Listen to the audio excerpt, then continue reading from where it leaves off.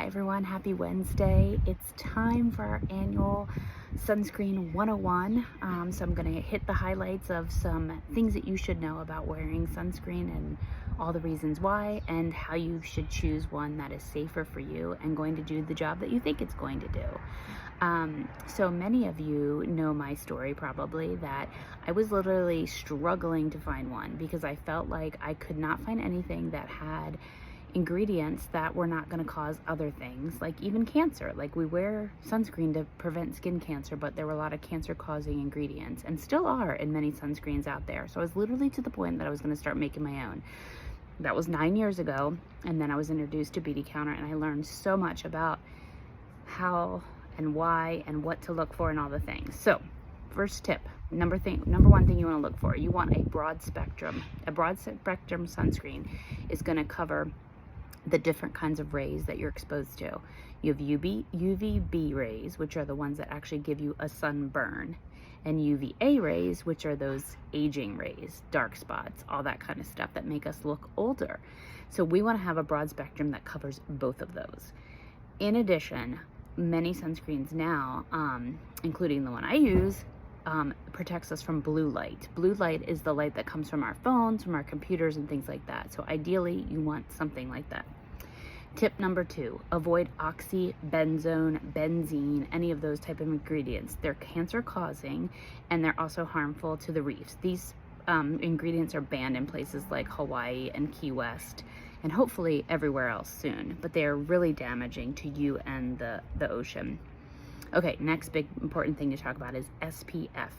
Most of you, I'm sure, think, right? The higher the better, right? Well, that's not necessarily the case. Did you know that actually the difference between 15 SPF and 50 SPF is only a 5% difference in protection? But it gives us that false sense of security. We put on 50, and most of you, how many of you put 50 on before or higher and burned still?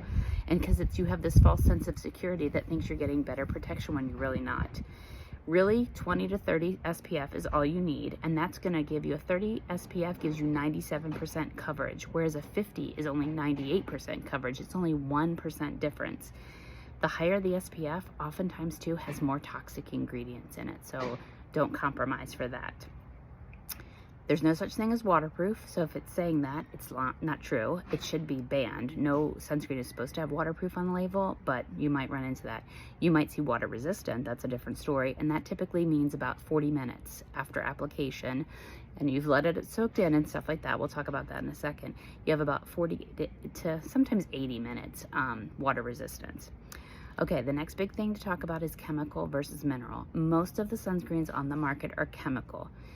What that means is they're using chemicals, number one, and they are filtering the sun as it absorbs into your skin.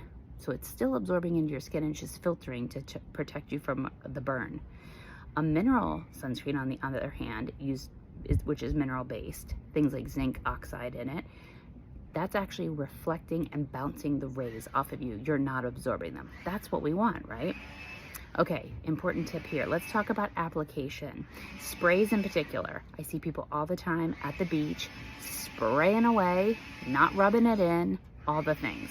Number one, an aerosol sunscreen is terrible for the environment, so get rid of those. It's not great for you. There's also cancer-causing ingredients guaranteed in it. You want a mist or a spray that's like with a pump. And even if you're using a spray, friends, you still have to rub it in. It's not getting what you need out of it if you just spray it all over. And 9 times out of 10, you're missing spots anyway.